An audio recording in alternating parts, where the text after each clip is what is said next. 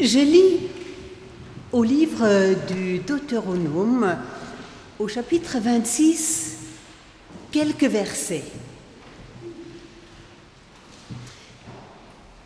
Lorsque tu seras entré dans le pays que l'Éternel ton Dieu te donne pour héritage, lorsque tu le posséderas et y sera établi, tu prendras des prémices de tous les fruits que tu retireras du sol dans le pays que l'Éternel ton Dieu te donne. Tu les mettras dans une corbeille et tu iras au lieu que choisira l'Éternel ton Dieu pour y faire résider son nom.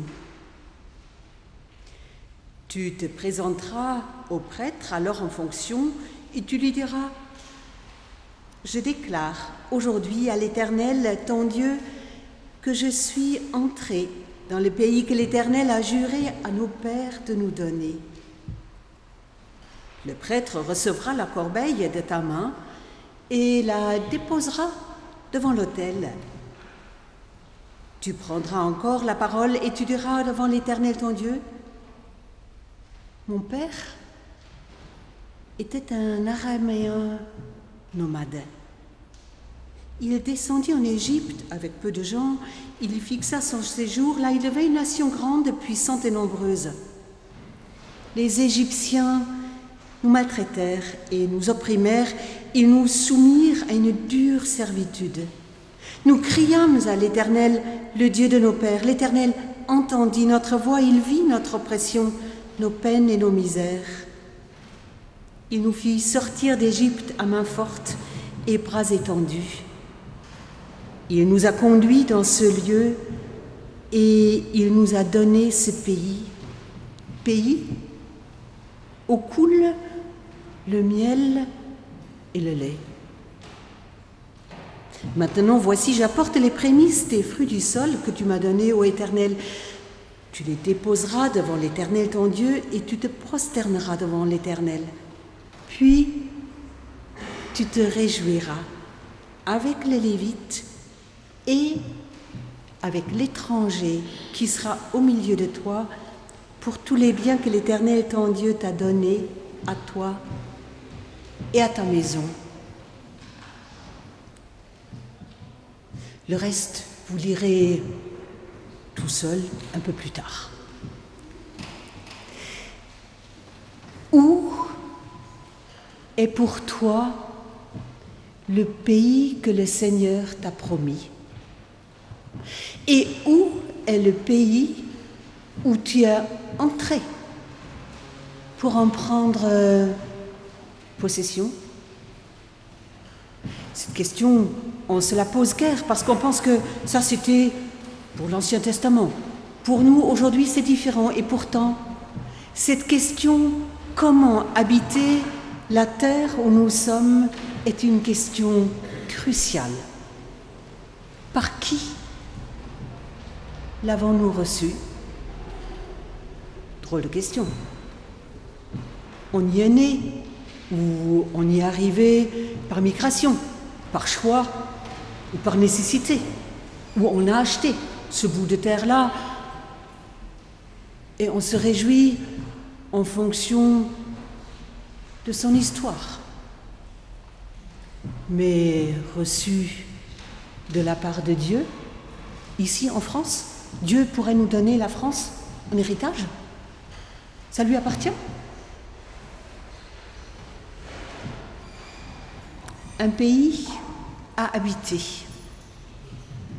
Par qui est-ce que je reçois ce lieu où je me tiens? Et comment alors j'habite ce que j'ai reçu pour l'habiter? On sait très bien, dans une situation agricole, un pays qu'on reçoit, il faut en prendre soin de manière très claire.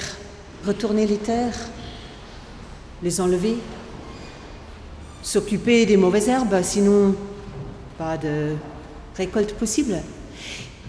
La manière de prendre soin de la terre qu'on habite est d'abord un soin de désengagement, de tout ce qui est occupe et préoccupe, a besoin que nous en prenions acte et que nous fassions un travail de tri. Cette terre où tu habites, cette terre spirituelle, n'est-ce pas d'abord ton corps, depuis le baptême qui t'a marqué et qui a fait de ton corps cette terre où Dieu réalise sa bénédiction en Christ? Sais-tu que tous les choix relationnels que tu fais font partie du coup de ce soin que tu peux apporter aux uns aux autres grâce à la promesse et grâce à ce que le Christ suscite en toi? Un pays habité, un pays dont il faut prendre soin, une terre, nos corps qui ont besoin qu'on les respecte pour ce qu'ils sont, qui ont besoin de la bienveillance, qui ont besoin d'égards et de regards pour vivre, pour s'épanouir, pour grandir, pour porter un fruit. Parce que c'est ça, le grand thème de ce texte, le fruit. Une terre aimée porte du fruit. Mais ce fruit, il est particulier. On peut le mettre dans un panier. Il y a quelque chose de mobile, une manière de se laisser fasciner ou de se fixer par la terre qu'on habite nous rendrait immobiles. Nous ne sommes pas là pour adorer la terre, mais pour tirer un fruit qui pourrait être présenté, et là, je ne sais pas si vous l'avez retenu, où il faut présenter ce que nous aurons récolté, le lieu que l'Éternel aura choisi pour y faire résider son nom. Alors, chercher sur ma carte géographique où ça se trouve, ça va être difficile. Ton culte, où est-ce que tu le présenteras? Où est-ce que tu le vivras? Ceux qui font partie de la paroisse de Patignolles sont tout contents de voir que les efforts communs ont permis une rénovation considérable des lieux. C'est devenu votre lieu. Vous avez reconnu pour vous que c'est un lieu où l'Éternel fait habiter son nom. Mais si ici il n'y a aucune adresse, c'est pour que nous nous laissions interroger dans notre écoute intérieure. Où habite pour toi ce nom de l'Éternel et où il te donne rendez-vous pour déposer ton action de grâce? Il est certain que pour la plupart de nous, ces lieux-là ne sont pas des bâtiments en pierre. C'est peut-être d'abord le choix de la confiance. Ce lieu-là qui est la rencontre où l'on peut déposer ce que la vie a fait fructifier pour nous. Ça peut être la paix, ça pourrait être le partage, la rencontre avec telle ou telle personne qui est chère à notre cœur, avec qui nous nous sommes engagés pour faire route, pour marcher. Le lieu que l'Éternel a choisi pour toi, pour y faire habiter ton nom, c'est toi qui dois déchiffrer son lieu, son existence et sa manière d'être pour toi un lieu d'accueil. Mais ce qui est très particulier en plus, c'est un lieu où il y a un témoin. Ici, on parle d'un prêtre. Peu importe. Depuis notre baptême, nous sommes tous prêtres, libres devant Dieu, et nous sommes les uns pour les autres peut-être ces témoins qui permettent que ce que j'apporte soit reconnu humainement, spirituellement, comme ce que je peux récolter et ce que je peux offrir.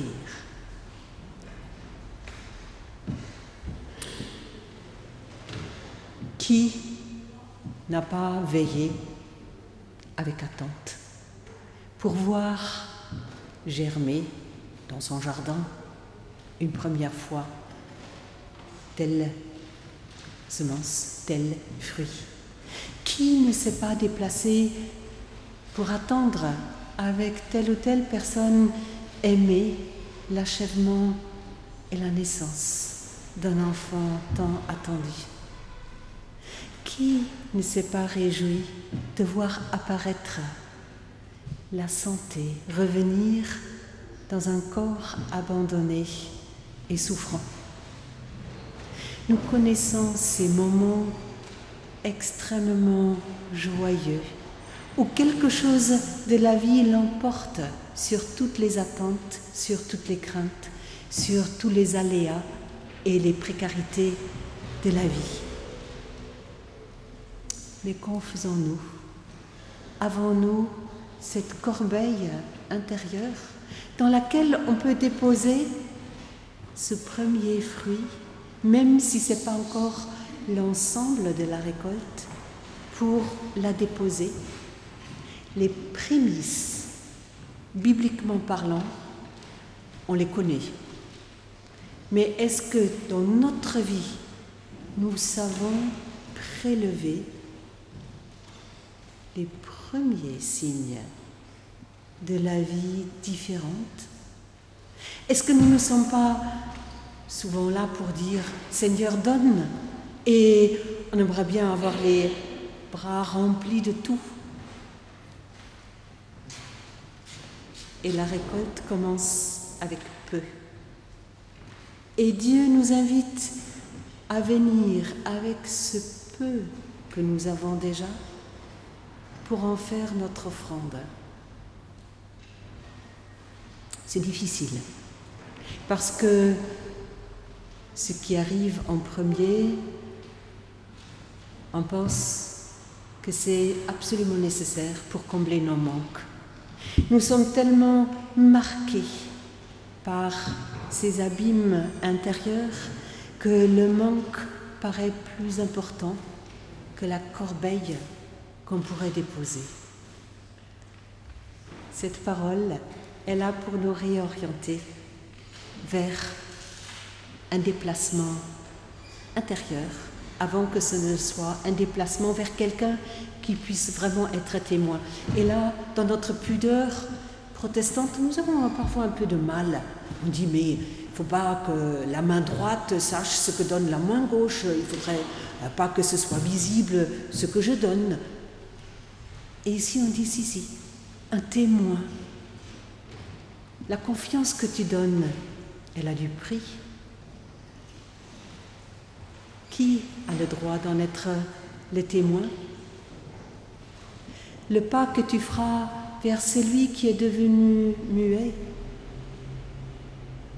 a beaucoup d'importance.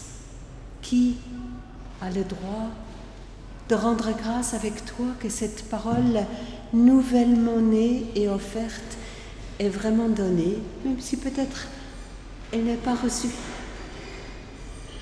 Qui peut aller avec toi et témoigner que le partage que tu offres vient du cœur et non pas des bouts de lèvres?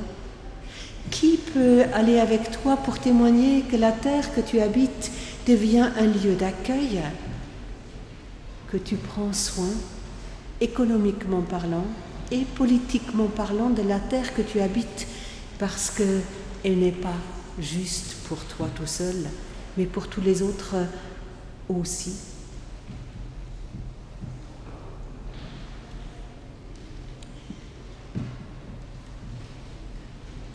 Avoir une histoire, c'est le dernier point par rapport à cette question de la terre. Une terre sans histoire, ça n'existe pas. Mais cette histoire, elle est comment? Aujourd'hui, je vais bien. J'ai réussi. Mais ton histoire avant? On est des gens du voyage, nous aussi? Pure souche, gens du voyage? Oui. Mon père, un nomade, araméen, un étranger, quelqu'un qui n'avait pas reçu où habiter et comment nourrir et soigner des traversées à travers des continents. Et toi, aujourd'hui, qui as trouvé un lieu que tu appelles cette terre où le Seigneur m'a donné des vivres, ce corps où tu arrêtes la fuite et l'exil pour y accueillir ce qui te vient de l'éternité, peux-tu te rappeler que ce n'était pas toujours comme ça, que tu n'as pas toujours été capable de paix, que tu n'étais pas toujours capable d'action de grâce? Peux-tu te rappeler de cette histoire de misère difficile?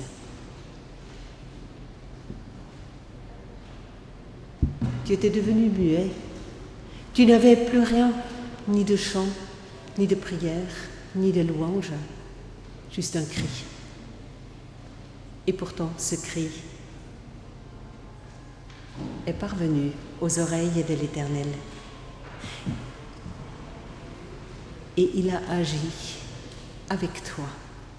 Il a agi pour toi. Tu te réjouiras.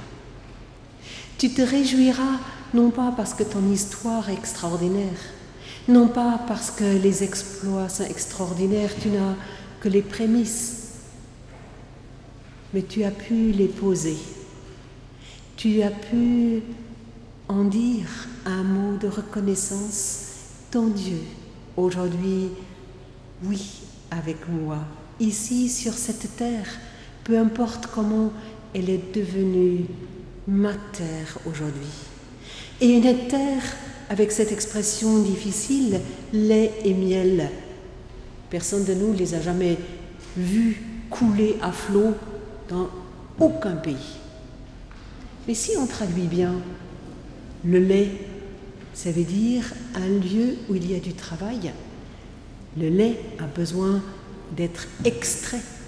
Donc c'est une agriculture qui marche bien, où il y a du boulot pour tout le monde. Et le miel, c'est cette bonne entente dans et avec la nature. Le miel sauvage a besoin qu'on devienne un peu amis avec les abeilles pour les tromper un tout petit peu. Et pour trouver quand même quelque chose qui soit un substitut pour eux. Le miel qui coule, c'est cette insertion ample dans une création qui nous est donnée pour le meilleur, si on en prend soin. Et le pire n'est pas toujours certain, si on peut travailler et prendre soin.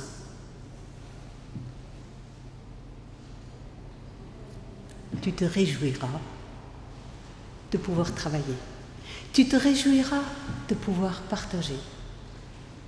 Cette douceur connue et reconnue à partir de la terre sauvage, elle deviendra pour toi la possibilité de laisser au milieu de toi une place pour deux groupes de personnes qui ne peuvent pas récolter. Le Lévite n'a pas de terre, il a juste la parole du témoignage. Et l'étranger, au milieu de toi, est celui que tu connais mal, et qui pourtant, au milieu de toi, est garant d'ouverture et garant que tu te rappelles que cette histoire qui est la tienne ne se refermera pour toi. Un texte, une histoire, une terre à faire nôtre aujourd'hui. Évidemment, il n'y a aucun lien avec ce que nous vivons en France, en Europe, aujourd'hui, demain. Aucun lien les textes bibliques sont faits pour nous arracher à notre vie quotidienne, nous faire oublier que nous avons peut-être